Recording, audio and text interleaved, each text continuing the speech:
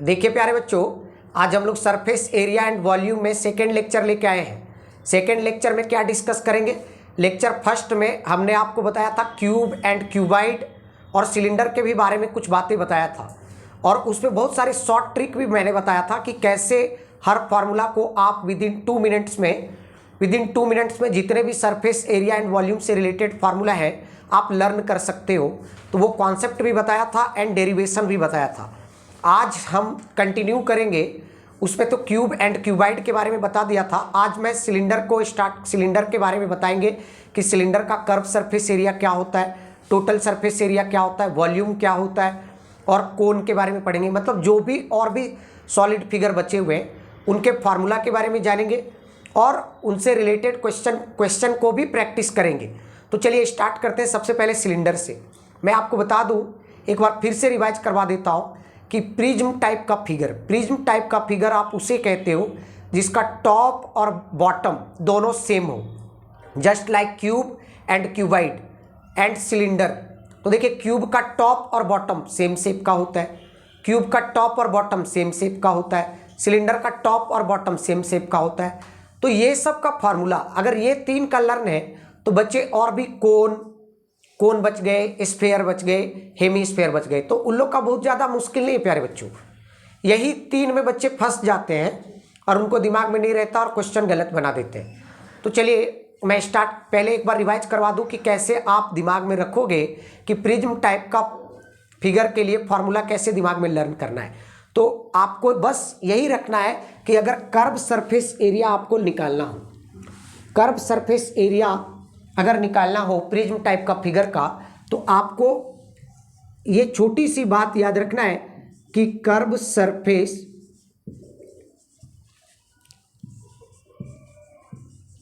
Area is equal to base perimeter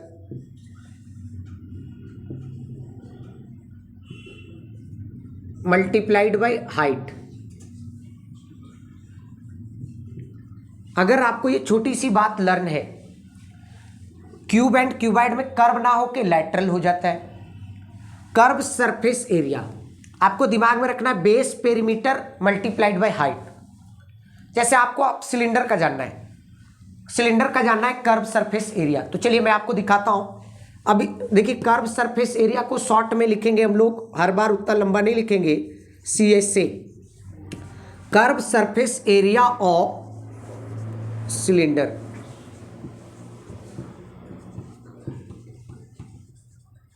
curve surface area of cylinder is equal to base perimeter. बताइए, तो base perimeter, cylinder का base कौन सा shape का? Circle shape का। Cylinder का बेस कौन सा शेप का? सर्कल। और सर्कल का पेरीमीटर क्या होता है, जिसको आप सरकमफेरेंस के नाम से जानते हो? तो क्या होता है प्यारे बच्चों? 2πr into h। तो इंटू h आप करोगे तो क्या हो जाएगा ये प्यारे बच्चों? 2πr हो गया। राइट या रॉन्ग? राइट या रॉन्ग? और टोटल सरफेस एरिया में मैंने क्या बताया था? Curve surface area means wall का area, curve surface area means wall का एरिया। और टोटल सरफेस एरिया का मतलब क्या बताए थे कि वॉल का area plus top and bottom, है ना? तो अगर आपको total surface area of cylinder अगर निकालना हो तो देखिए, कर्व सरफेस एरिया में से आपको टॉप और बॉटम का एरिया को ऐड करना पड़ेगा। तो कर्व सरफेस एरिया क्या प्यारे बच्चों? 2πrh प्लस टॉप और बॉटम। तो टॉप सिलेंडर का क्या होता है? सर्कल शेप का। टॉप क्या होता है? सर्कल शेप का। तो सर्कल का एरिया क्या? πr²। तो टॉप का πr², तो बॉटम का भी πr² होगा। तो क्या हो जाएगा? 2πr²। तो 2πr² मीन्स, और मैं बार बार बोल रहा हूं कि लेक्चर आप सीरियल वाइज देखें, तब आपको बहुत ही बेहतरीन तरीके से समझ में आएगा। अब इसमें देखिए, 2πr जब आप कॉमन ले लीजिएगा तो क्या बचेगा? h plus r। राइट या रॉन्ग? राइट या रॉन्ग? अब देखिए, एक और बात मैं बता देता हूं कि कभी कभी सवाल प्यारे बच्चों इसी में सवाल आपको कैसे देता है, बच्चे कैसे फंस जाते हैं। जैसे आपको बोलेगा कि सिलेंडर का आप कर्व सरफेस एरिया निकालो, कर्व सरफेस एरिया निकालो, बच्चे रट के जाते हैं कि 2 पाई आर एच होता है, 2 पाई आर एच होता है। बच्चे रट के जाएंगे। बच्चे को बनाने के लिए दिमाग में क्या चाहिए, रेडियस चाहिए एंड हाइट चाहिए, रेडियस चाहिए एंड हाइट चाहिए। कभी कभी आपके साथ आपका माइंड गेम, आपके साथ माइंड गेम वो खेलता है जो क्वेश्चन सेट करता है, वो रेडियस ना दे के बेस पेरीमीटर दे देता है, बेस पेरीमीटर दे देगा और हाइट दे देगा और बोलेगा आपसे कि आप सिलेंडर का कर्व सरफेस एरिया निकालिए। बेस पेरीमीटर दे देगा, समझ रहे हैं ना बात को, बेस पेरीमीटर दे देगा और क्या देगा, हाइट दे देगा। तो बच्चे ढूंढने लगेंगे कि अरे यार रेडियस तो है ही नहीं, तो कैसे बनाओ, कैसे बनाओ। अब बहुत सारे बच्चे कैलकुलेट करने लगेंगे कि कैसे उसको रेडियस निकाला जाए। तो प्यारे बच्चों आपको मैं क्या बताया हूं कि base perimeter multiplied by height, तो आप डायरेक्ट पुट करो ना वैल्यू, बेस पेरीमीटर के जगह पे जो वैल्यू दिया है वो पुट करो और हाइट के जगह पे जो वैल्यू दिया है वो पुट करो, तो डायरेक्ट कर्व सरफेस एरिया निकल जाएगा ना। लॉजिक क्लियर है या नहीं, लॉजिक क्लियर, डायरेक्ट निकल जाएगा ना, समझ रहे ना बात। तो वहां पे रेडियस मत ढूंढिएगा। कभी कभी टोटल सरफेस एरिया में कभी कभी हाइट प्लस रेडियस का वैल्यू दे देता है, हाइट प्लस रेडियस का वैल्यू दे देगा, तो आप डायरेक्ट यहां पे पुट करो ना, हाइट प्लस रेडियस की जगह पे बेस पेरीमीटर दे देगा, बोलेगा कि आप सिलेंडर का टोटल सरफेस एरिया निकालो। कब, जब उसका बेस पेरीमीटर और हाइट प्लस रेडियस का वैल्यू दे देगा कि हाइट और रेडियस को ऐड करने पे sum of height and radius is equal to 40 centimetre दे देगा, है ना। Sum of height and radius का वैल्यू कितना दे देगा, 40 सेंटीमीटर दे देगा और आपको बेस पेरीमीटर दे देगा। तो आप यार 2 pi R is equal to what, 2 pi R is equal to what, base perimeter, h plus R is equal to what, sum of height. तो क्या नहीं बन जाएगा, क्या आप वहां पे h और r का रिक्वायरमेंट करोगे, समझ रहे हो ना। तो यही सब छोटी छोटी कॉन्सेप्ट आपको एक्स्ट्रा अलग करेगा, मतलब एक्स्ट्रा औरों से अलग बनाएगा प्यारे बच्चों। क्लियर हुआ। तो कभी भी सीखना है तो एकदम तोड़ तोड़ के सीखना है, ऐसा नहीं कि सर फॉर्मूला रट लिए, curve surface area 2 pi R H, 2 pi R H, 2 pi R H, question थोड़ा सा ट्विस्ट किया, आप बना नहीं पा रहे हो। आपको एक ही बात सिखाया गया, रेडियस चाहिए हाइट चाहिए, रेडियस ना देके आपके साथ माइंड गेम खेला, बेस पेरीमीटर दे दिया, आप परेशान हो जाओगे। क्यों परेशान होना, समझ रहे ना। अब देखिए टोटल्स, अब मैंने आपको बताया ये curve surface area, note down कर लीजिएगा सभी। अब प्यारे बच्चों, अब मैंने आपको फर्स्ट लेक्चर में एक और बात बताया था। क्या बताया था, फर्स्ट लेक्चर में मैंने वॉल्यूम निकालने का एक और बात बताया था, प्रिज्म टाइप का फिगर। इस बात को ख्याल रखेंगे कि प्रिज्म टाइप का फिगर के लिए ये अप्लाई होता है। वॉल्यूम बराबर मैंने बताया था base area into height, base area into height. अब देखिए आपको वॉल्यूम निकालना है, किसका, सिलेंडर का,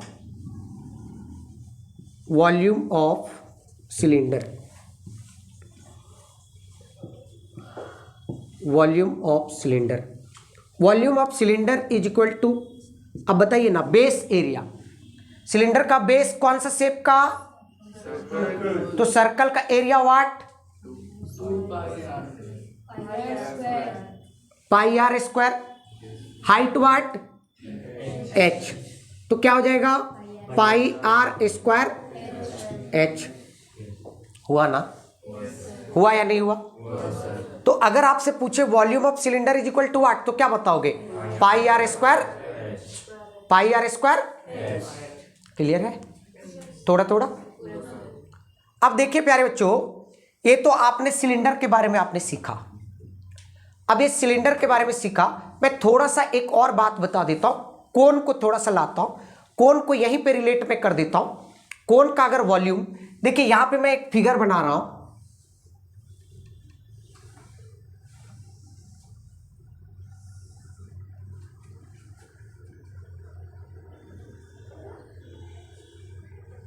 देखिए ध्यान दीजिएगा प्यारे बच्चों, अब यहां से मैं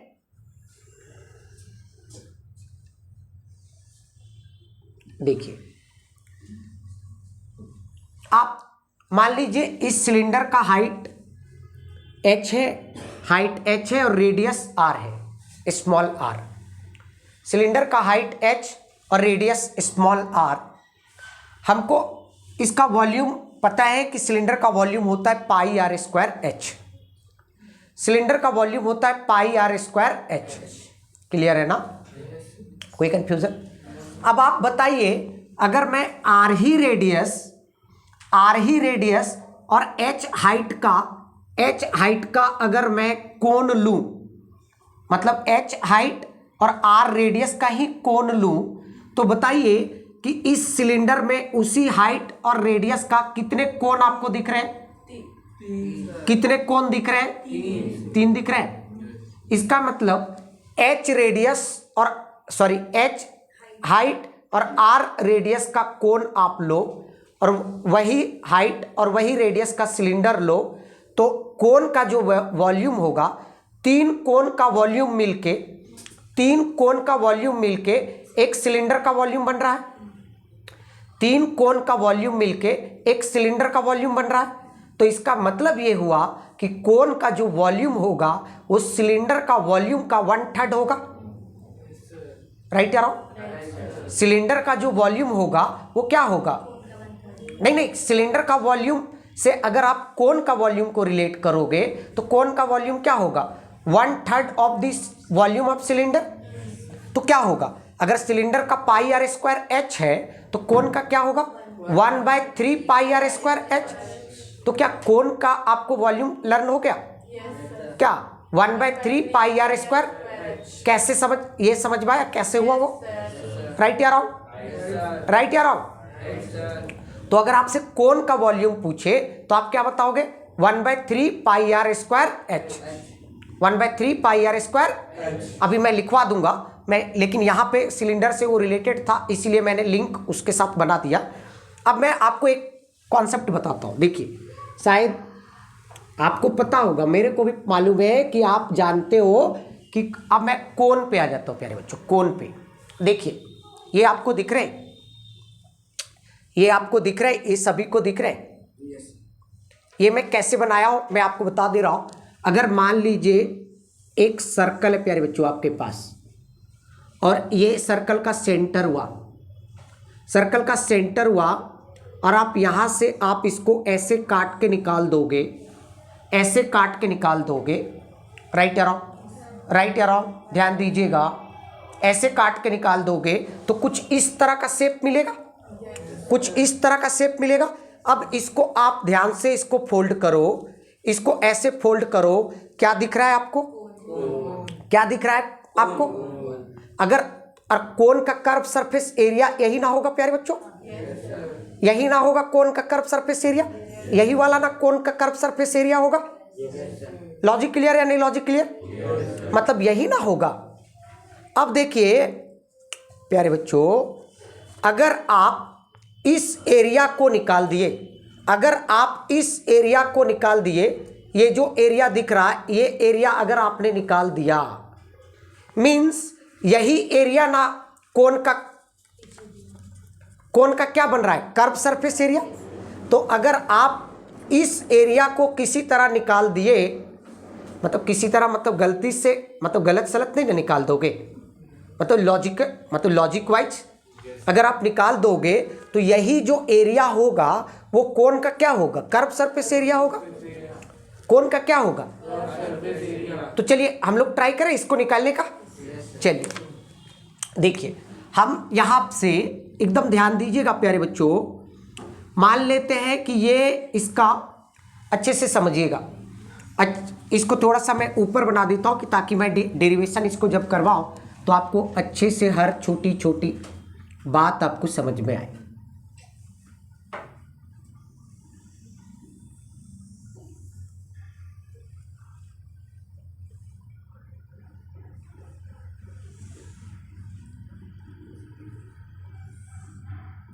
ये सेंटर O है, अब देखिए मैं यहां से काट के इसको निकाल दिया मैंने, है ना, काट के निकाल दिया। तो जो शेप आपके पास था कोन, मतलब यही वाला एरिया क्या कहलाएगा, यही, अगर यही एरिया आपने निकाल लिया, मतलब इस एरिया को आप फाइंड कर लोगे तो ये एरिया क्या कहलाएगा, curve surface area of cone, curve surface area of cone. Right या रॉन्ग, राइट या रॉन्ग। अब मेरे को आप बताओ, मान लीजिए ये जो, ध्यान देना, ये लेंथ, ये वाला लेंथ को मैंने L मान लिया, L। अच्छा ये इसका क्या है, दिस इज, ये इसका जो है, ध्यान दीजिएगा, ये इसका क्या है, मतलब एक तरह से स्लैंट लाइन दिख रहा है ना, ये आपको एक तरह से क्या दिख रहा है, स्लैंट लाइन दिख रहा है ना, तो that is called slant height. L stand for slant height, मतलब यही ना, कौन के बारे में पढ़े हो, देखो आपको पता है कि curve surface area pi R L होता है, लेकिन एल वहां पे क्या होता है, स्लैंट हाइट होता है। तो यही वाला, ये वाला जो लेंथ है ना, ये वाला, that is called slant height, इसी को कहते हो। और स्लैंट हाइट को आप एल से रिप्रेजेंट करते हो। तो हम भी इसको क्या ले लिया, हम भी इसको क्या ले लिए, एल ले लिए, एल स्टैंड फॉर, क्लियर हुआ। अब छोटे छोटे आप बताओ, हम क्या करेंगे ना कि हम इसको छोटे छोटे ट्रायंगल में ब्रेक डाउन कर देते हैं, हम इसको छोटे छोटे ट्रायंगल में ब्रेक डाउन कर देंगे, छोटे छोटे ट्रायंगल में ब्रेक डाउन कर देंगे। ध्यान दीजिएगा, ध्यान दीजिएगा। अब अच्छा मान लीजिए ये मेरे को मालूम है कि ये कर्व लाइन है, ये कर्व लाइन है, मेरे को भी मालूम है। अगर जब दो पॉइंट मान लीजिए यहाँ हो और यहाँ हो, तो कर्व लाइन ऐसा बन रहा है। अगर ये, तो अगर यहाँ पे स्ट्रेट लाइन बने तो ऐसा बनेगा, मतलब ये कर्व लाइन इस स्ट्रेट लाइन से बड़ा होगा। लेकिन अगर पॉइंट बहुत पास आ जाए, तो बहुत पास हो जाए, तो ये कर्व लाइन और ये स्ट्रेट लाइन में बहुत माइनर डिफरेंस होगा कि मेजर डिफरेंस होगा, बहुत माइनर डिफरेंस होगा। अगर पॉइंट और पास आ जाए, तो पॉइंट और पास आ जाए, तो जो कर्व लाइन बनेगा और जो स्ट्रेट लाइन बनेगा, वो दोनों डिस्टेंस अप्रॉक्स सेम होगा, अप्रॉक्स सेम होगा। तो ये ना मैं थोड़ा सा बड़ा दिखाया हूं कि ताकि आपको फील हो, मैं थोड़ा सा बड़ा दिखाया हूं। मैं ये इसको मान के चल रहा हूं कि this is a straight line, मतलब ये अप्रॉक्स स्ट्रेट लाइन के बराबर है। अगर इस पॉइंट को और इस पॉइंट को जोड़ोगे, तो जो कर्व लाइन बन रहा है और जो स्ट्रेट लाइन बन रहा है, वो अप्रॉक्स बराबर है। ये बहुत पास है, ये बहुत पास है। मैं यहां पे अगर ले लेता, मान लो यहां पे ट्रायंगल ले लेता, तब तो बहुत पास होता ना। तो मैं आपको जूम करके दिखा रहा हूं, सपोज कर लो, बहुत छोटा ट्रायंगल लूंगा ना, तो आप फील नहीं कर पाओगे। इसलिए मैं थोड़ा सा बड़ा ट्रायंगल लिया हूं, थोड़ा सा क्या लिया हूं, बड़ा ट्रायंगल। राइट अराउंड, बड़ा सा ट्रायंगल लिया हूं। अब बड़ा सा ट्रायंगल लिया हूं, तो अब बताइए, ये बेस इसका B1 और L एक तरह से यहां पे क्या है, इस पे कितना बना रहा है, परपेंडिकुलर 90 डिग्री का बना रहा है कि या नहीं बना रहा है। तो अब बताइए, ऐसे ट्रायंगल आप n ट्रायंगल में डिवाइड कर दो, इस फिगर को n ट्रायंगल में डिवाइड कर दो, ऐसे।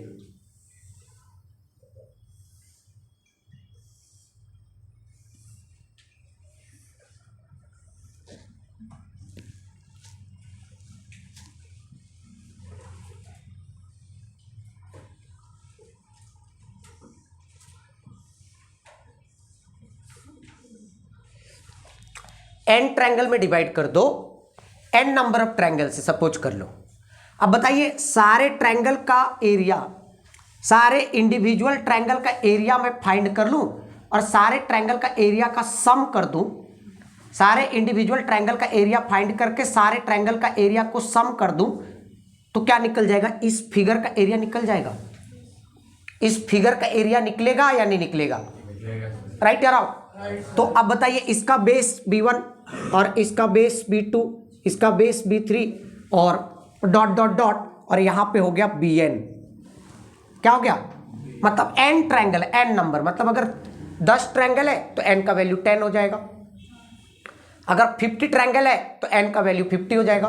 तो ये सारे ट्रायंगल का एरिया को अगर मैं ऐड कर दूं, सारे ट्रायंगल का एरिया को अगर मैं ऐड कर दूं, बात समझ रहे हैं ना, तो किसका एरिया निकल जाएगा? इस फिगर का एरिया निकल जाएगा, इस फिगर का एरिया निकल जाएगा। तो मैं लिखूं कर्व, और ये फिगर जो है जब आप फोल्ड कर रहे हो तो क्या बन रहा है? कोन बन रहा है, मतलब यही ना कोन का कर्व सरफेस एरिया है। तो मैं क्या लिखूं? Curve surface area. तो कैसे निकालूं? सबसे पहले इस ट्रायंगल का एरिया क्या होगा? Half multiplied by base, base कितना है? b1 multiplied by height. तो ये परपेंडिकुलर डिस्टेंस है, तो ये दिस इज अ हाइट, तो हाइट कितना हुआ? l plus. उसी प्रकार सेकेंड वाला का भी क्या होगा? ये भी क्या होगा? कहने का मतलब इस ट्रायंगल के लिए ये हाइट हो जाएगा, तो सेकेंड वाला का क्या होगा? हाफ, और बेस क्या है? b2, और हाइट कितना है? l। ऐसे कितने ट्रायंगल हैं? n नंबर ऑफ ट्रायंगल है। ऐसे कितने ट्रायंगल हैं? n number. तो डॉट डॉट डॉट प्लस क्या लिखेंगे? Half into bn into l लिखेंगे ना, मतलब डॉट डॉट मतलब कि बीच में, मतलब ये कंटिन्यूअस प्रोसेस चल रहा है। अगर n का वैल्यू 10 है तो बीच में डॉट डॉट का मतलब क्या है? b3 b4 b5 b6 b7 b8 b9 वाला भी है। अब आप लोग बताइए, यहाँ पे सारे ट्रायंगल का एरिया में से क्या कॉमन दिख रहा है? हाफ l दिख रहा है, l दिख रहा है ना। तो क्या बच जाएगा बताइए? b1 plus b2 plus dot dot dot bn। ध्यान दीजिएगा, ध्यान दीजिएगा। अब आप बताइए, अब ये आप ध्यान इस चीज को नोटिस कीजिएगा। चलिए फिगर पे फिर मैं ला रहा हूं। अब ये ध्यान दो, b1 plus b2 plus b3 plus b4 plus bn, इस सारे लेंथ को जोड़ोगे, सारे लेंथ को ऐड करोगे, तो सारे लेंथ को ऐड कर दो। सारे लेंथ को आपने ऐड कर दिया तो ये आपको कौन सा शेप दिख रहा है? हाँ, लेंथ। मैं ध्यान दीजिएगा, b1 plus b2 plus dot dot dot bn, सारे लेंथ को आप ऐड कर रहे हो, सारे लेंथ को आप ऐड कर रहे हो, तो क्या आप दिख रहा है आपको? सर्कल दिख रहा है। मीन्स अगर मैं, ये सर्कल दिख रहा है कि नहीं दिख रहा है? मतलब b1 plus b2 plus b3 plus dot dot dot bn का वैल्यू क्या होगा? सर्कल, ये जो सर्कल जो दिख रहा है, दैट सर्कल का सरकमफेरेंस, दैट सर्कल का सरकमफेरेंस, राइट या रॉन्ग? तो मैं इसके जगह पे क्या लिखूं छोटू? Half into l into b1 plus b2 plus b3 dot dot bn का वैल्यू क्या लिखूं? 2 पाई r। मतलब जब सारे को आप ऐड किए तो ये सारे लेंथ क्या दिख रहे हैं? सर्कल। तो ये क्या हो जाएगा? 2 पाई r। अब बताइए 2 से 2 कैंसल आउट, तो ये क्या हो गया?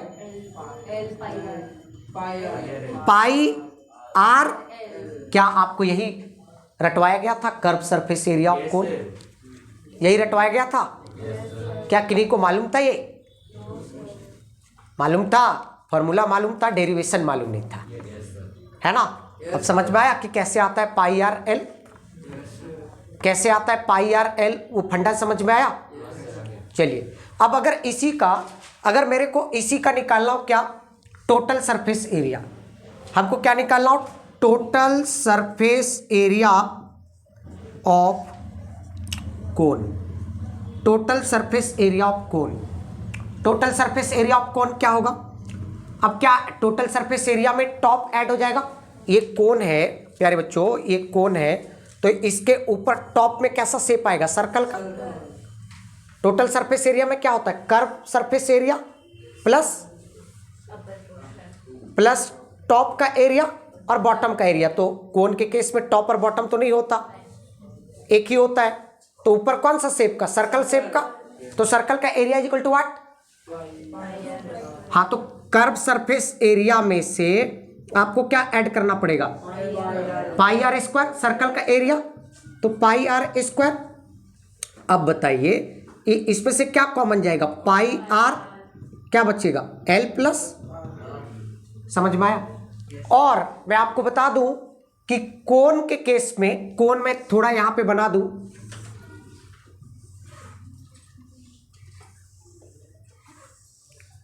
एल जो है ना प्यारे बच्चों, L, this is a height, this is a height, ये है हाइट, हाइट, और दिस इज अ रेडियस, और ये वाला जो लेंथ है ना, ये वाला, इसको आप बोलते हो एल, इसको एल बोलते हो, और L stand for slant height, slant height, slant height, L stand for slant, L stand for slant, clear है ना? समझ में आ रहा है? अब देखिए यहां पे क्वेश्चन कैसे आपको बनाएगा। बहुत बच्चे समझ लेते एच और एल दोनों सेम है, नहीं। एच मतलब है परपेंडिकुलर, मतलब रेडियस के साथ एच 90 डिग्री का एंगल बनाता है, रेडियस के साथ एच 90 डिग्री का एंगल बनाता है, और आपको कर्व सरफेस एरिया निकालने के लिए आपको एल चाहिए, not H. Curve surface area निकालने के लिए मतलब ये कौन सा हाइट है समझ रहे हैं ना? ये जैसे कोन बनेगा, जैसे कोन बनेगा प्यारे बच्चों, तो ये कोन बना, तो ये कोन बन गया, सपोज कर लीजिए कोन बन गया, तो यहां वाला हाइट है ये वाला हाइट, और ये एल जो है ये वाला है, एल ये वाला है प्यारे बच्चों, एल ये वाला, मतलब दिस, ये वाला है एल, और हाइट ये वाला है। जब आप सर्कल इस पे रखोगे तो यहां से लेके यहां तक, सर्कल तक जो हाइट होगा, perpendicular height, that is called height. समझ रहे हैं ना? तो डिफरेंस है। अब देखिए यहां पे आपको साफ दिख रहा है कि 90 डिग्री, तो ये एच, एल और आर के बीच रिलेशन क्या होगा? हो सकता है कि कभी H they they, are they दे और आपसे एल पूछे, कभी एल दे दे, एच दे दे और आर पूछे, तो क्या रिलेशन होगा प्यारे बच्चों?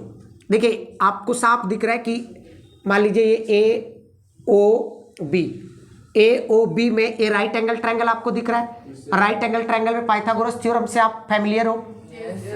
फैमिलियर हो या ना हो? तो बताइए, फैमिलियर हो ना? अब आप बताइए क्या रिलेशन होता है? हाइपोटेनियस, तो एल हाइपोटेनियस क्या है? एल, एल का स्क्वायर इज इक्वल टू क्या होगा? प्लस, तो ये स्लैंट हाइट, और height, H stand for height, H stand for, H stand for height, और R stand for, R stand for radius. Clear हुआ ना? आर स्टैंड फॉर रेडियस, यहां तक नोट डाउन कर लिए? तो एल क्या है? स्लैंट हाइट है, एच क्या है? हाइट है, आर क्या है? रेडियस। किसका radius? Base of the cone. किसका radius? Base of the cone. Clear है ना? तो एल, एच, आर के बीच भी आपने रिलेशन देखा। अब इसका ना वॉल्यूम का चर्चा कर लेते हैं। इसका वॉल्यूम, वॉल्यूम ऑफ कोन अभी मैंने आपको बताया, अभी सिलेंडर से रिलेट करके मैंने क्या बताया था कि volume of cone is equal to, क्या बताया था? सिलेंडर का वॉल्यूम का ये कितना होता है? 1/3। तो क्या बताया था? 1/3 पाई आर स्क्वायर एच, मतलब volume of cone is equal to 1/3 pi R square H. आगे बढ़े, अब कुछ क्वेश्चन प्रैक्टिस कर लें। चलिए लिखिए,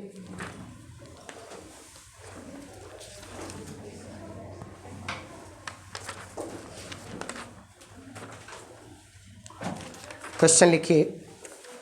ये जो मैं क्वेश्चन जो करवा रहा हूँ एनसीईआरटी न्यू बुक का एग्जाम्पल करवा रहा हूँ, एक्सरसाइज 11.1। एक्सरसाइज 11.1 का पहले मैं एग्जाम्पल करवाऊंगा, उसके बाद में एक्सरसाइज में आऊँगा प्यारे बच्चों। तो एक्सरसाइज 11.1 का सबसे पहले मैं एग्जाम्पल करवा देता हूँ। फर्स्ट एग्जाम्पल बोलता है, वो क्वेश्चन लिखिए, find the curve surface area, find the curve surface area of a right circular cone, find the curved surface area of a right circular cone whose slant height is 10 centimeter, whose slant height is 10 centimeter and whose slant height is 10 centimeter and base radius is 7 centimeter, base radius is 7 centimeter। फिर से मैं बता दे रहा हूं, find the curve surface area of right circular कोन, मतलब right circular कोन। अच्छा, ये right circular कोन कहने का इसका क्या मतलब है, समझ रहे हो? कि उसका जो परपेंडिकुलर मतलब हाइट और रेडियस के बीच 90 डिग्री का एंगल बनना, हाइट और रेडियस के बीच 90 डिग्री। समझ में आया? नहीं समझे? तो whose slant height is 10 centimetre. तो देखिए कभी भी ना, जब भी आप क्वेश्चन बनाते हो तो सबसे पहला काम है कि आपको गिवन डेटा लिखना। गिवन लिखिए, क्या बोला? Find the curve surface area of right circular cone. Curve surface area पूछा है राइट सर्कुलर कोन का। Whose slant height is 10 centimetre. Slant height कितना दिया? L इज इक्वल टू कितना दिया? 10 सेंटीमीटर। और बेस रेडियस कितना दिया? बेस रेडियस कितना दिया? 7 सेंटीमीटर। और हमसे क्या पूछा है? Curve surface area means CS से पूछा है, CS से पूछा है। अब आप ही लोग बताइए, अभी मैंने CSA का फॉर्मूला क्या बताया था प्यारे बच्चों? कर्व सरफेस एरिया ऑफ कोन। सिर्फ फार्मूला आपको मालूम है तो आराम से बनेगा, और क्वेश्चन को जहां पे ट्विस्ट करेगा तो आपको कॉन्सेप्ट मैंने दिया है। क्या होता है छोटे? पाई आर एल। अब मैं आपको बता दूं कि पाई का दो वैल्यू आपको मालूम है, एक 22/7 एंड 3.14। तो अगर क्वेश्चन में कुछ इंस्ट्रक्शन दे दिया कि पाई का यही वैल्यू यूज करना है तो वही वैल्यू यूज कीजिएगा, अपने मन से काबिल मत बन जाइएगा। अगर क्वेश्चन में बोल दिया कि पाई का यही वैल्यू यूज करना है तो वही वैल्यू यूज कीजिएगा, वरना आपके क्वेश्चन का आंसर में एरर आ जाएगा। अगर कुछ नहीं बोला है तो आप अपने कन्वीनियंट के अनुसार कीजिएगा, कोई दिक्कत नहीं। कुछ क्वेश्चन में लाऊंगा कि जब पाई का वैल्यू 22/7 लोगे तो उसका आंसर कुछ आता है, 3.14 लोगे तो उसका आंसर कुछ आता है। तो कुछ क्वेश्चन में लाऊंगा, मैं आपको दिखाऊंगा कि देखो समस्या क्या है। तो इसलिए जब जो बोलेगा वही काम करना, ठीक है ना? तो पाई का वैल्यू यहाँ पे ले लेते हैं। चलिए 22/7, यहाँ पे हमें कुछ भी नहीं बोला है कि पाई का वैल्यू क्या लेना है। R कितना दिया है? 7। L कितना दिया है? अच्छा, अब एक और बात मैं बताता हूँ। आप जब जान रहे हो कि पाई का वैल्यू में 22/7 है, तो अगर R और L का वैल्यू आपको अगर दिखे कि 7 का मल्टीपल अगर दिखे, जब कुछ भी नहीं बोला है, जब कुछ भी नहीं बोला है, और R और L का वैल्यू अगर आपको 7 का मल्टीपल दिखे तो आप 22/7 ही लेना। जैसे हमने देखा कि R 7 सेंटीमीटर देखा तो पाई का वैल्यू मैंने देखा, अरे यार नीचे तो आता है, वो 7 और 7 कट जाएगा तो क्या हो जाएगा? ये 20 सेंटीमीटर होगा ना? राइट या wrong? Yes sir. Any doubt? No sir. आगे बढ़े? Yes sir. कंफ्यूजन है क्या? चलिए नेक्स्ट क्वेश्चन लिखिए। नेक्स्ट क्वेश्चन लिखिए। नेक्स्ट क्वेश्चन लिखिए। The height of a cone is 16 centimetre. Height of a cone is 16 centimetre. Example 2 है ये, एग्जाम्पल 2। एग्जाम्पल 2, इसके पहले मैंने एग्जाम्पल 2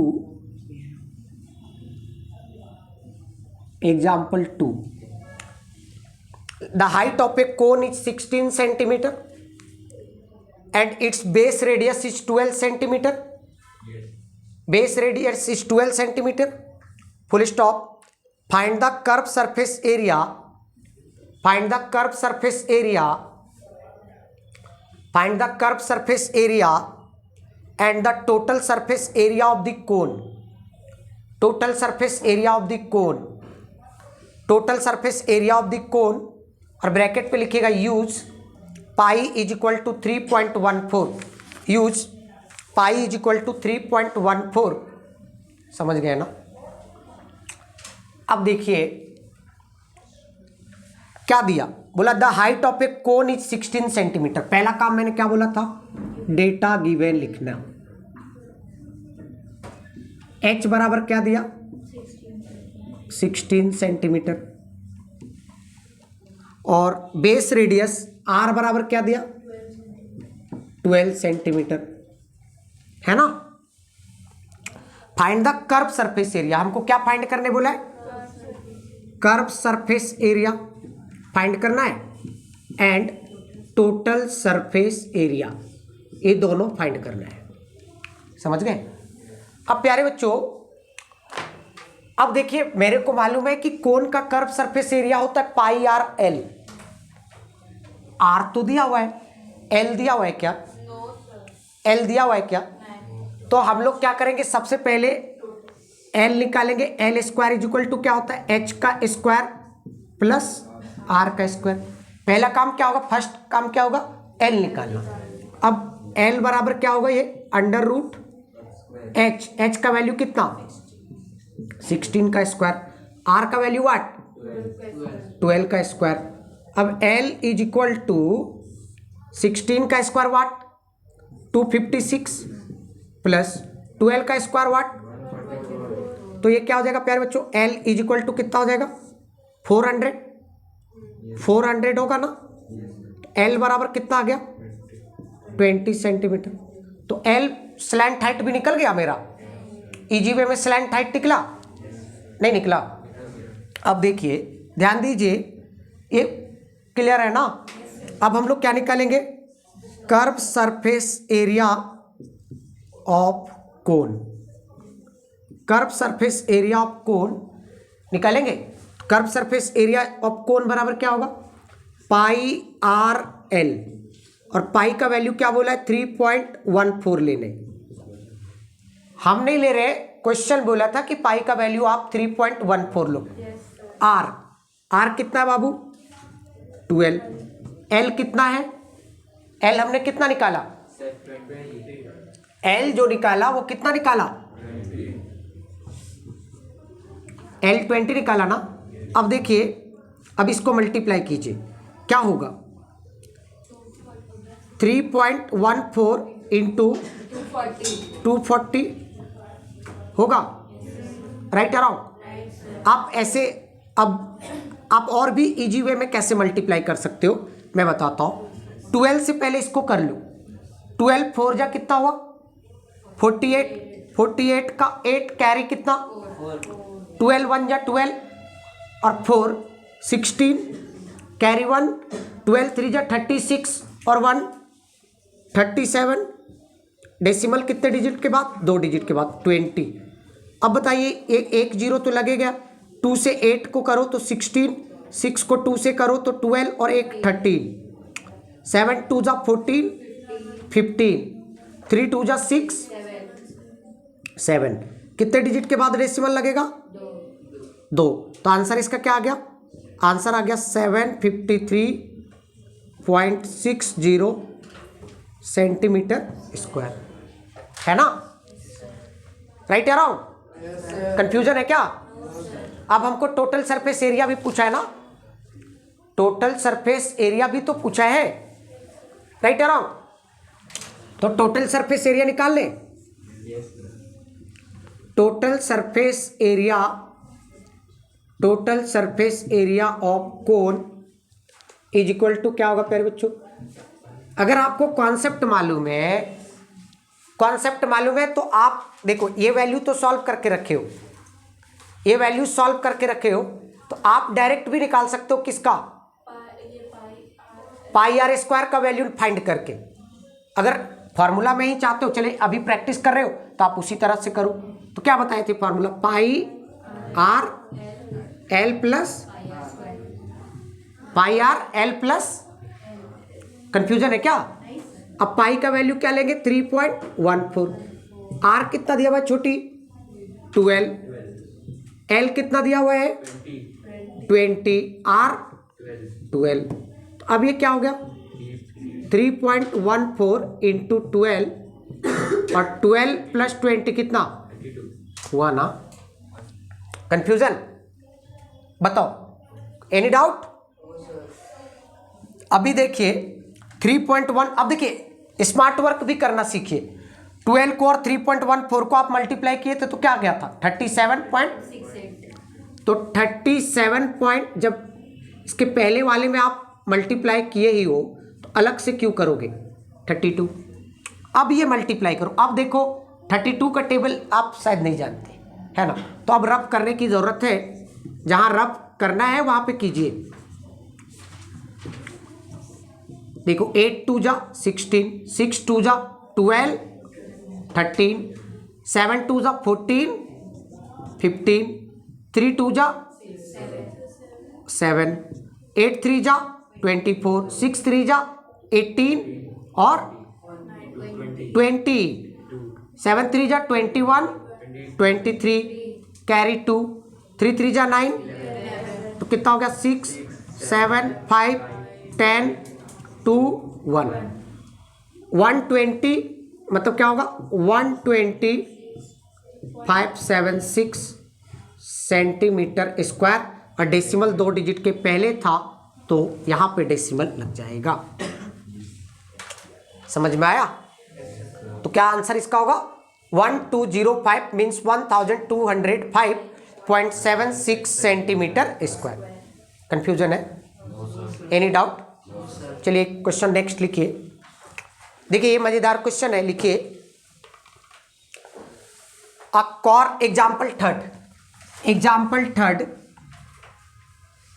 एग्जाम्पल थर्ड लिखिएगा। अ कॉर्न कॉब का मतलब होता है भुट्टा। मक्का देखे हो? अरे भाई अपने भाषा में आप क्या बोलते हो? भुट्टा है ना, मकई बोलते हो या मक्का, जो भी बोलते हो। कॉर्न कॉब उसी को बोलते हैं। लिखो अ कॉर्न कॉब, सी फिगर 11.5, सी फिगर 11.5 शेप्ड सम। आप भी ऑनलाइन वाले आप भी नोट करेंगे, अनघा आप भी नोट करेंगे क्वेश्चन को, ठीक है। अ corn cob COB, C figure 11.5 shaped somewhat like a cone, shaped somewhat like a cone मतलब कोन शेप का है, कोन शेप का है, comma has the radius of its broadest and, has the radius of its broadest and, has the radius of its broadest end as 2.1 centimeter and length as 20 centimeter। Length के बगल में लिख लीजिएगा height, bracket में length के बगल में लिख लीजिएगा हाइट। बता रहा हूं छोटू, length height as 20 centimetre, comma full stop. If each 1 centimeter square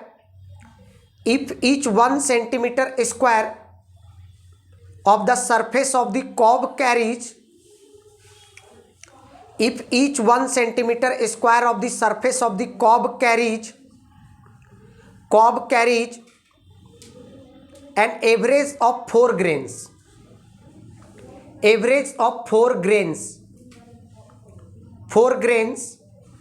comma find how many grains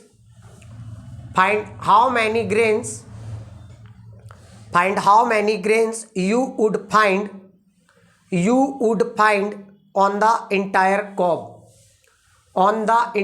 cob, समझ में आया? yes, थोड़ा कोई कंफ्यूजन है क्या? Right around. देखिए क्या हुआ प्यारे बच्चों, क्वेश्चन मैं पहले समझा देता हूं। बोला अच्छा ये बताओ, भुट्टा आप लोग जानते हो, कॉर्न कॉब भी देखे हो, जो भी जिस हिंदी में समझो या इंग्लिश में, कॉर्न कॉब को हिंदी में क्या बोलते हैं? भुट्टा। मतलब एग्जैक्ट तो आप नहीं बोल सकते, लेकिन कोन जैसा दिखता है थोड़ा। ये बोल रहा है कि मान लीजिए वो कोन है, कोन जैसा उसका शेप है। इसमें कॉन्सेप्ट है प्यारे बच्चों, कोन जैसा एग्जैक्ट तो नहीं दिखता, लेकिन आप कह सकते हो क्वेश्चन बोल रहा है। चलिए हम लोग सपोज कर लेते हैं, corn cob shaped somewhat like a cone, मतलब कि एक कॉर्न कॉब है जैसा कोन के जैसा है। एक भुट्टा जो है वो कोन शेप का है, ऐसा आपको बोल रहा है वो, आप नहीं बोल रहे हो, क्वेश्चन बोल रहा है। मतलब समझे?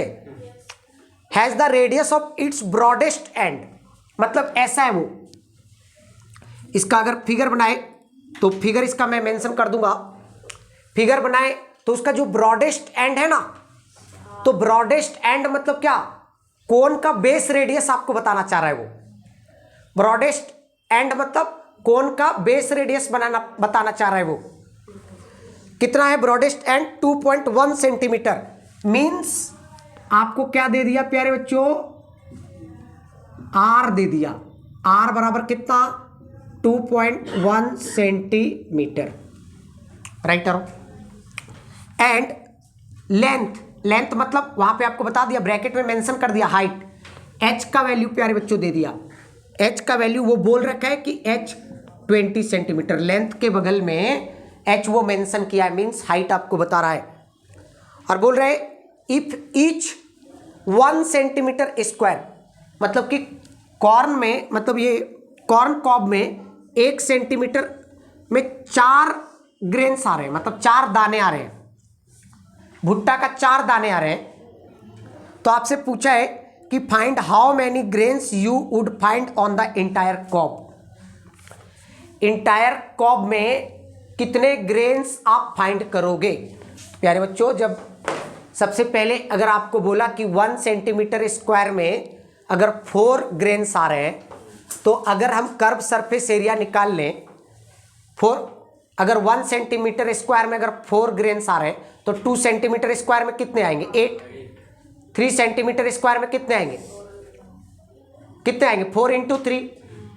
4 सेंटीमीटर स्क्वायर में कितने आएंगे? 4 इंटू 4। तो सबसे पहले हमको क्या निकालने बोल रहा है? अच्छा, ये इसमें क्वेश्चन अराइज होता है, इसमें क्वेश्चन अराइज होता है, भुट्टा देखे हो। अब क्वेश्चन होता है कि सर, कि इसमें तो बोला है वो कि find how many grains you would find on the entire cob. तो एंटायर कॉब में कितने ग्रेन्स आएंगे? तो सबसे पहले इंटायर कॉब का आपको क्या निकालना पड़ेगा? Surface area. अब क्वेश्चन अराइज होता है कि इंटायर कॉब का मैं सरफेस एरिया निकालूं, टोटल सरफेस एरिया निकालूं कि कर्व सरफेस एरिया निकालूं? वाई?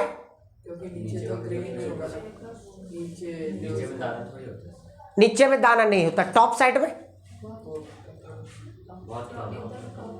टॉप में भी क्या होता है, उसका ब्रांचेज जुड़ा होता है ना। तो मतलब कहने का मतलब आप खुद ही थोड़ा फील करो, सरफेस एरिया एंड वॉल्यूम से रिलेटेड क्वेश्चन करने में आपका थोड़ा ना फील करना बहुत जरूरी है, महसूस करना, उसको अपने दिमाग में इमेज बनाना।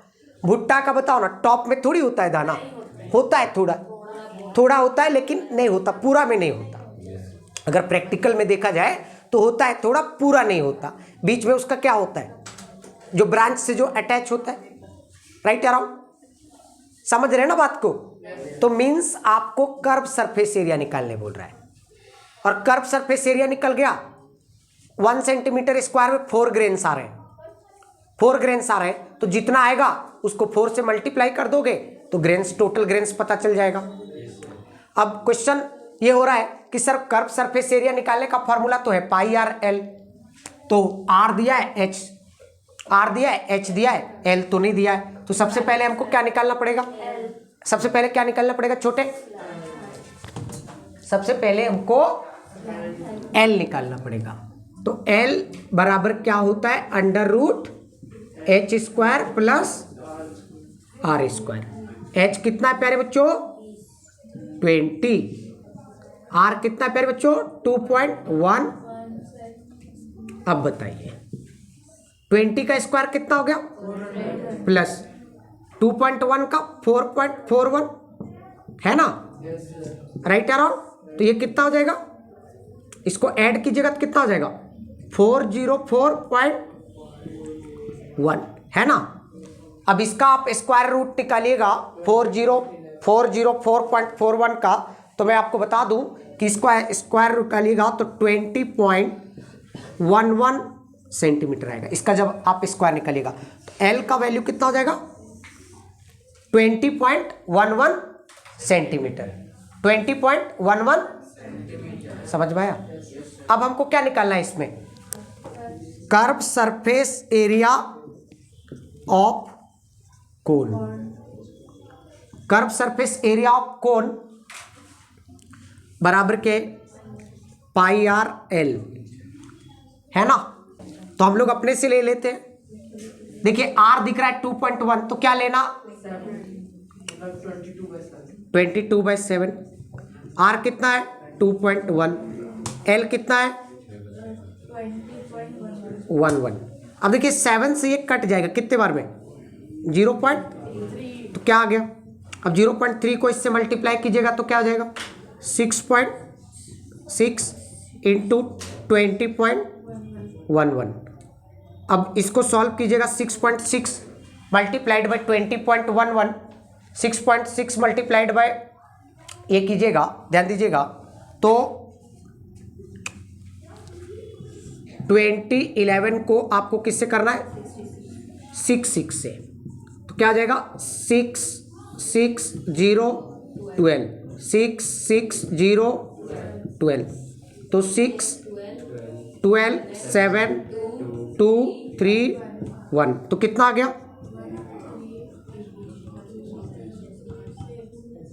है ना। डेसिमल कितने डिजिट के पहले लगेगा 3। अब देखिए क्वेश्चन अराइज होता है कि सर ये तो सेंटीमीटर आ गया, वेरी गुड, 132.726 सेंटीमीटर स्क्वायर आ गया, है ना, राइट या रॉन्ग, समझ रहे हो ना। अब आप बताओ, अब मेरे को आप बताओ कि इसको आप क्या लिखोगे, अप्रॉक्स करके लिखना पसंद करोगे, अप्रॉक्स करके लिखोगे तो कितना आ जाएगा 132.73, यहां पे लिख दीजिएगा अप्रॉक्स, अप्रॉक्स लिख दीजिएगा, जगह नहीं है वहां पे लिख दीजिएगा, मैं इधर लिख दे रहा हूं अप्रॉक्स सेंटीमीटर स्क्वायर, है ना, राइट या रॉन्ग। एरिया पता चल गया, एरिया पता चल गया कि नहीं पता चल गया। तो 1 सेंटीमीटर स्क्वायर में कितने ग्रेन्स आ रहे हैं 4 ग्रेन्स, तो इतने सेंटीमीटर स्क्वायर में कितने ग्रेन आएंगे मल्टीप्लाइड बाय 4, है ना। तो लिखिए, लिखिए देयरफॉर, लिखवा रहा हूं मैं, लिखिए नीचे therefore, therefore number of grains on, therefore number of grains on the entire curved surface area of the cob, therefore number of grains on the entire curved surface area of the cob क्या होगा बताओ, क्या होगा, is equal to कितना 132.73 को किससे multiply करोगे 4 से, तो कितना आ जाएगा 4 3 जा 12, 7 4 जा 28, 29, 4 2 जा 8 10, 4 3 जा 12 13 और 4 5, है ना। अब क्वेश्चन अराइज होता है कि सर तो ग्रेन्स तो कभी डेसिमल में नहीं आएगा, जब भी ग्रेन्स आएगा तो होल नंबर में आएगा, फ्रैक्शन में थोड़ी आएगा, ग्रेन्स फ्रैक्शन में थोड़ी आएगा। तो आप जब इसको अप्रॉक्स करोगे, जब इसको अप्रॉक्स आप करोगे तो क्या आ जाएगा 5, डेसिमल के बाद 9 है ना। देखो ग्रेन्स, जैसे आप कोई सामान खरीदने जाते हो 0.99 पैसा ये होता है, तो आप उसको क्या 0.99 पैसा देते हो, 1 रुपीज़ देते हो ना। तो यहाँ पे डेसिमल के बाद 9 है, तो अप्रॉक्सीमेशन क्या होगा 1 इधर आ जाएगा, मतलब 1 ऐड होगा तो 130, तो अप्रॉक्स कितना आ जाएगा 131 ग्रेन्स, 131 ग्रेन्स, है ना, अप्रॉक्स, मतलब ये ब्रैकेट में लिख दीजिएगा अप्रॉक्स, समझे। तो इस एक्सरसाइज का आज एग्जाम्पल वाला पोर्शन खत्म हुआ, कॉन्सेप्ट प्लस एग्जाम्पल था, है ना। तो बाकी बच्चे इसका नेक्स्ट एक्सरसाइज, जो एक्सरसाइज आपका 11.1 है वो नेक्स्ट लेक्चर में मैं लेके आऊँगा। बाकी कॉन्सेप्ट को ढंग से समझिए, एक्सरसाइज बहुत ही इजी वे में होगा प्यारे बच्चों, इसलिए एक्सरसाइज के लिए टेंशन ना ले, बहुत ही बारीकी से हर क्वेश्चन को मैं डिस्कस करूँगा। चलिए, थैंक यू।